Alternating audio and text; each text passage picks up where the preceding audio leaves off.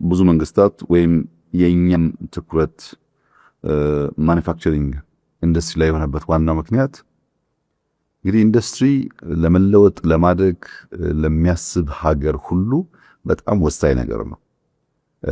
የኢኮኖሚ ልብ ነው።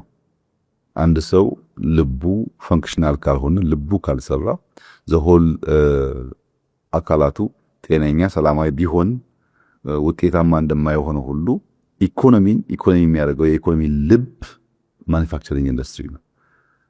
አንዳንዶች የእድገት ሞተር ነው ይላሉ። የእድገት ሞተር የሚያስብለው ዋናው ምክንያት ፕሮዳክቲቪቲን በማሳደግ ረገድ ማኑፋክቸሪንግ ኢንዱስትሪ ያለው ሚና ከሌሎች ሴክተሮች ጋር የሚወዳደር አይደለም። ለምሳሌ 1 ሄክታር መሬት ያለው አንድ አርሶ አደር